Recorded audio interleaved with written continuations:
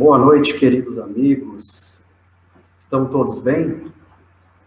Espero que todos que assistem agora e que irão assistir pelo canal do Recanto de Luz no YouTube estejam muito bem. Mais uma vez, estamos agradecendo a oportunidade dessa pequena pausa que você está fazendo na sua rotina para ouvir um pouco da doutrina dos Espíritos.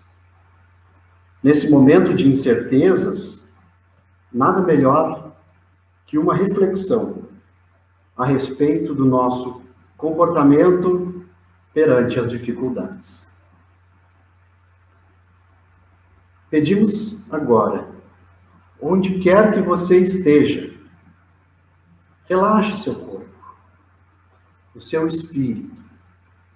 Tente deixar seu pensamento leve, deixando as coisas que aconteceram nesse dia e as preocupações futuras de lado.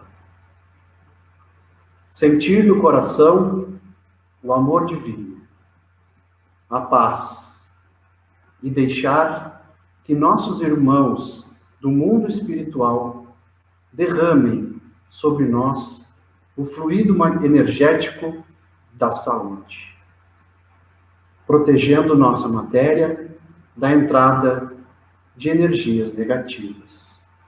Que assim seja. O trabalho de hoje, conforme proposto pelo Departamento Doutrinário, é a continuação do estudo do Evangelho segundo o Espiritismo.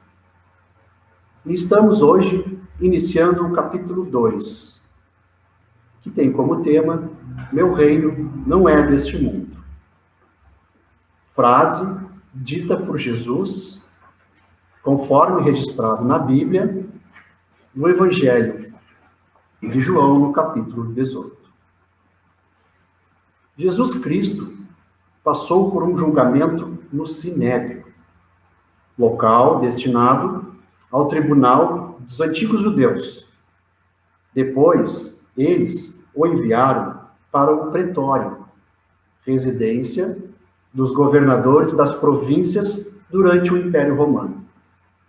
E coube, então, ao governador da Judéia, naquela época chamado Pôncio Pilatos, a incumbência da decisão. Depois de, na primeira vez, mencionar que não tinha motivo para condenar Jesus, ele enviou para que Herodes Antipas, que era governador na província da Galileia, onde nasceu Jesus, julgasse o caso. Mas, depois de Jesus não mencionar nenhuma palavra a Herodes, o mesmo devolveu o caso para Pilatos. Naquela época, era costume libertar um prisioneiro durante a Páscoa. E Pilatos tinha que escolher alguém. Foi então que perguntou a Jesus: És o rei dos judeus? Jesus lhe respondeu: Tu dizes isto de ti mesmo? Ou os outros te disseram isso a respeito de mim? Disse Pilatos então: Por acaso sou um judeu? Foi teu povo e o sumo sacerdote que te entregaram a mim. Então Jesus falou: Meu reino não é deste mundo. Se o meu reino fosse deste mundo, a minha gente houvera combatido para impedir que eu caísse nas mãos dos judeus. Mas o meu reino ainda não é aqui. Continuou Pilatos: Então és rei? Jesus lhe respondeu: Tu o dizes, sou rei. Não nasci e não vim a este mundo, senão para dar testemunho da verdade. Aquele que pertence à verdade, escuta a minha voz. Pilatos, então, lavou as suas mãos e passou a decisão para o povo, que aclamava para libertar Barrabás e mandar Jesus para a crucificação. Nós temos agora uma certeza, a de que Pilatos não entendeu o que foi dito por Jesus. E a sequência dessa história nós já conhecemos. Mas um dos objetivos da doutrina espírita é esclarecer as frases do Cristo. Então, o que quis nos dizer com meu reino não é deste mundo?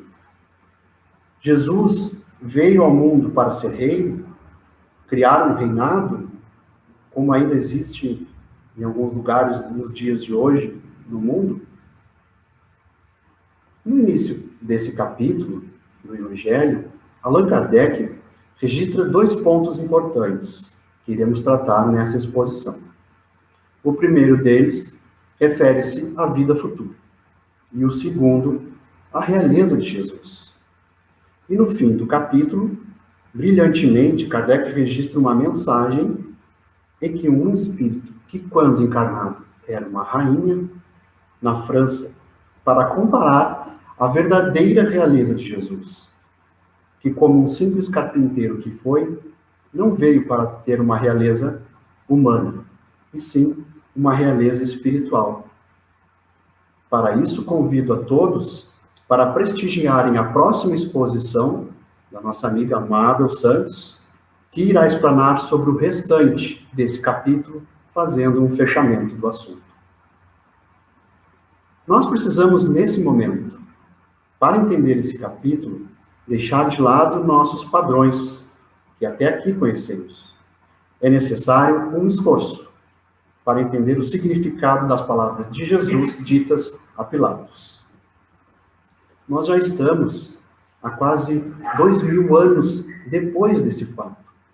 Portanto, os espíritos superiores já sabem há algum tempo, e nós devemos ter a certeza de que já possuímos um nível de evolução para entender. Nós jamais chegaremos ao Cristo vencendo o nosso próximo. Quando estivermos ainda em guerra com os outros, não estaremos indo de encontro do seu reino. O primeiro ponto para nós entendermos é vencer a nós mesmos. E isso, nós temos um exemplo magnífico, que foi o que aconteceu com Saulo, na estrada para Damasco, transformando-o em Paulo de Tarso. E quem quiser saber mais detalhes dessa história do cristianismo primitivo, pode ler na obra Paulo e Estevão, ditada por Emmanuel Achille Xavier. Com esse fato de Paulo de Tarso, iniciou-se um processo de transformação da terra no reino do Cristo. Paulo foi um dos precursores na aplicação da doutrina de Jesus na humanidade. Ele entendeu muito bem o verdadeiro motivo da vida futura e também qual o significado da frase meu reino não é deste mundo.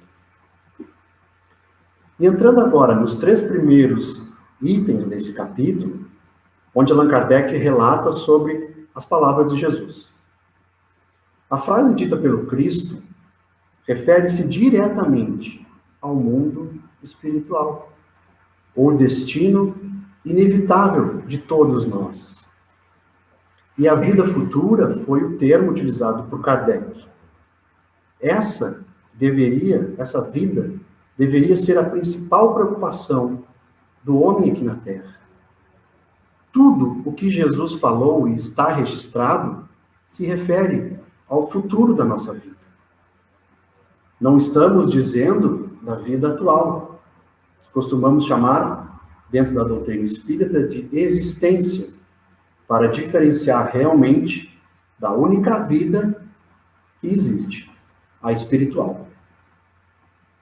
Jesus, em todas as falas, refere-se ao destino de todos nós, o verdadeiro reino.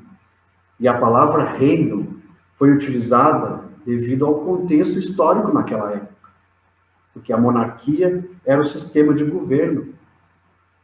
E ele, todo momento, quer nos mostrar a nossa verdadeira morada.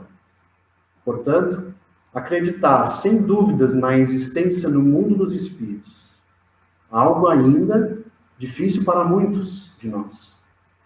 Imagino, então, na época de Jesus. Quase ninguém entendia o que ele dizia. E Allan Kardec, na sabedoria e da ajuda dos espíritos amigos, registrou logo no início do Evangelho, segundo o Espiritismo, esse capítulo. Segundo Kardec, tido como eixo do ensino do Cristo, pois deve ser o ponto de mira de todos os homens.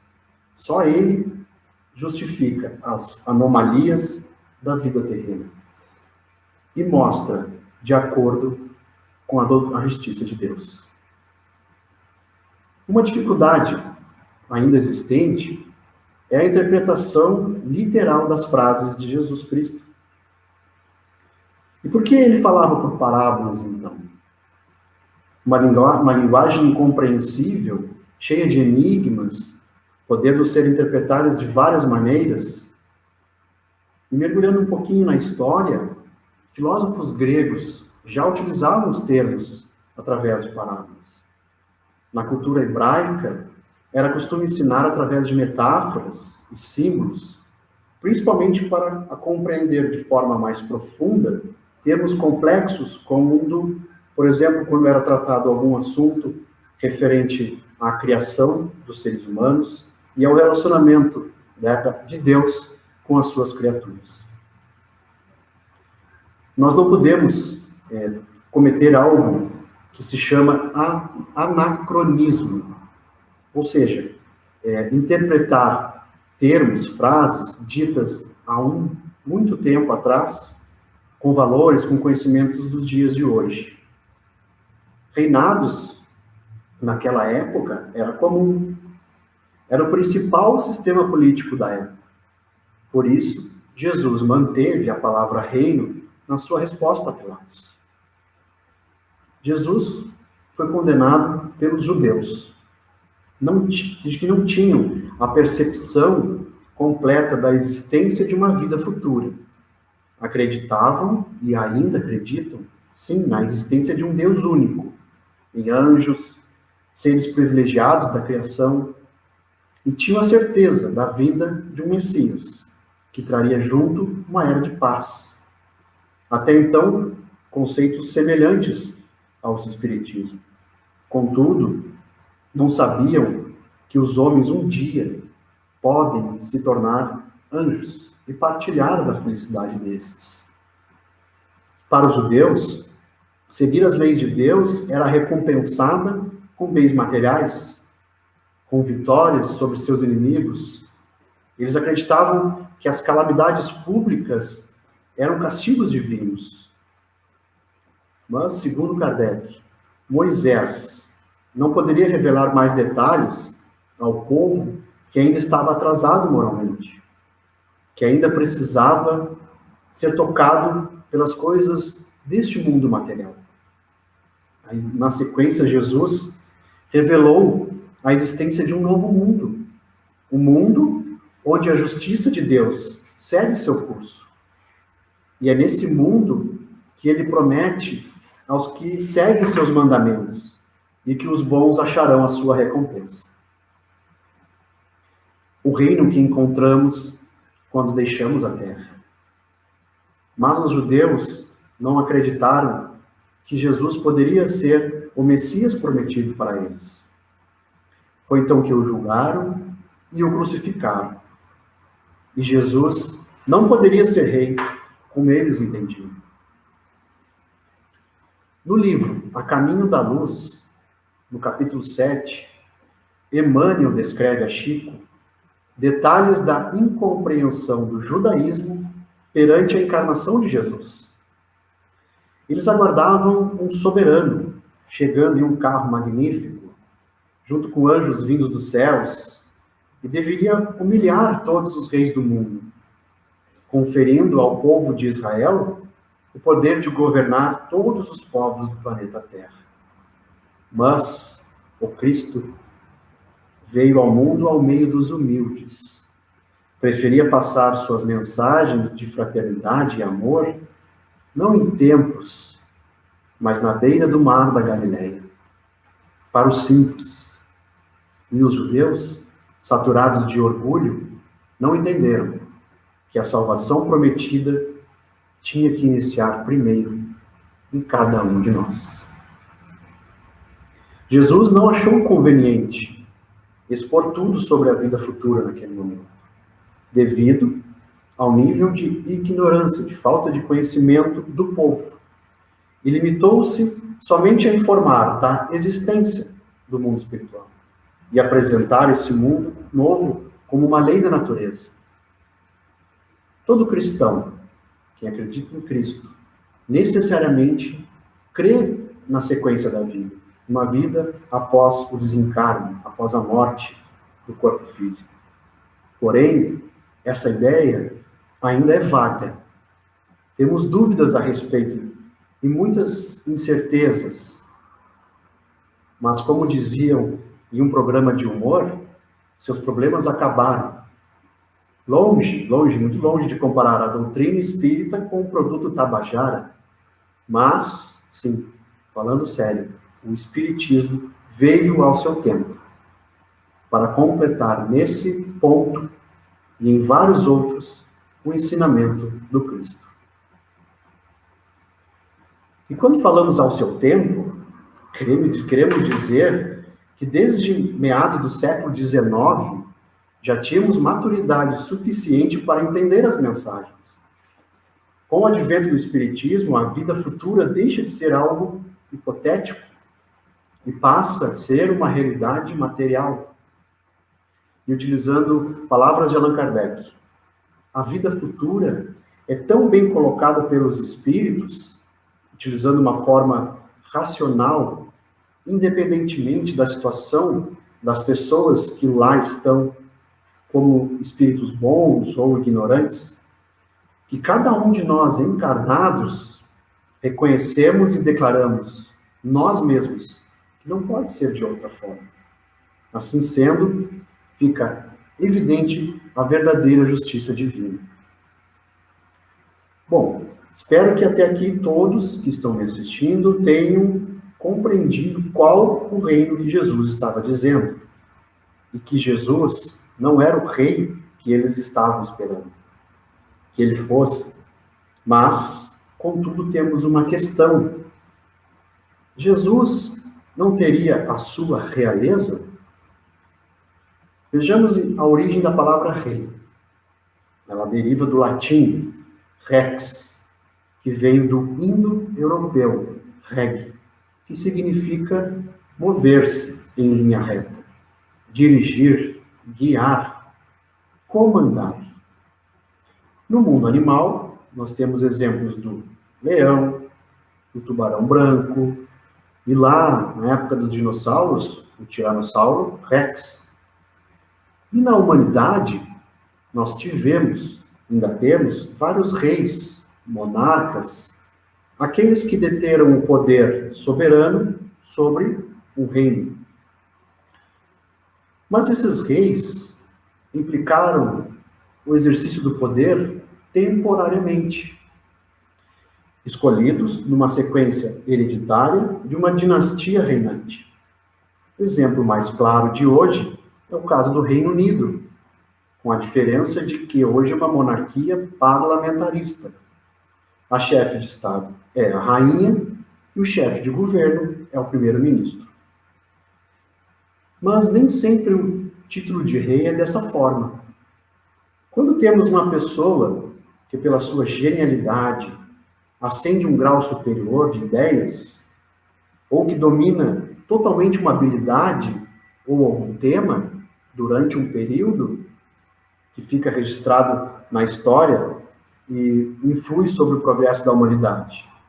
Nesse sentido, que costumamos nós dizer o rei da filosofia, das artes, o rei do futebol, o rei da música, enfim, também são chamados reis.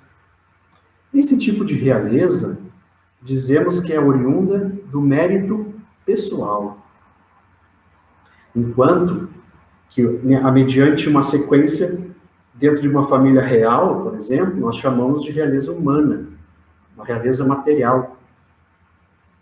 Da terra é a propícia instabilidades, por exemplo.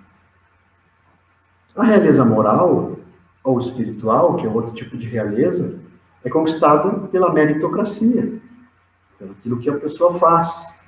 E é imperecível. Passa o tempo e a humanidade nunca esquece das ações executadas por aquela pessoa. Mantém o seu poder. Governa até mesmo depois da morte. Sobre esse aspecto, não é Jesus o mais poderoso rei do que os soberanos da terra? Razão, então, pois, lhe assistia para dizer a Pilatos: sou rei, mas o meu reino não é deste mundo. Portanto, para mencionar que Jesus é rei, temos que ter a certeza que tipo de realeza que ele tem, que é a moral, a espiritual.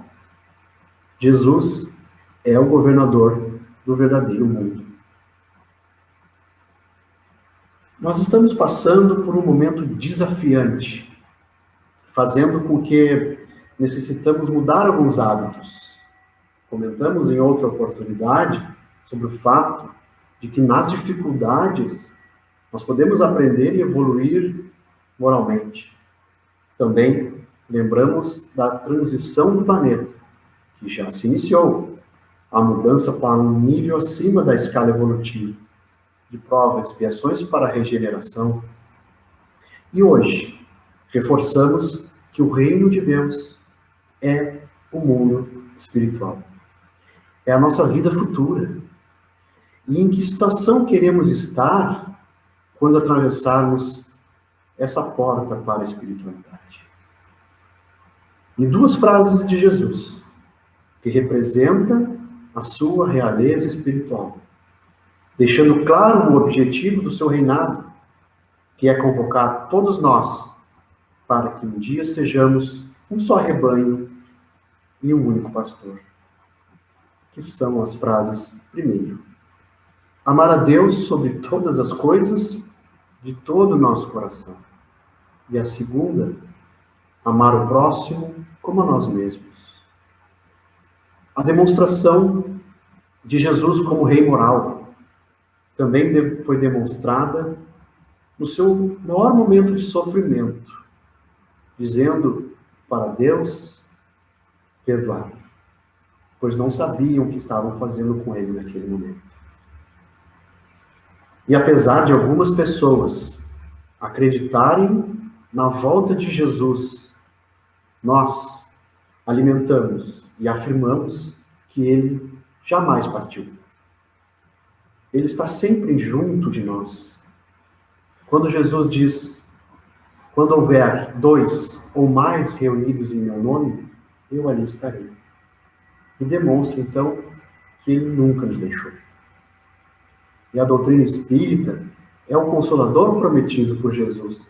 Surgiu e veio ao mundo no momento exato, pelas vozes dos espíritos, inaugurando uma nova era, a da fé raciocinada, a da fé que enfrenta a razão face a face em qualquer época e ficará eternamente entre nós.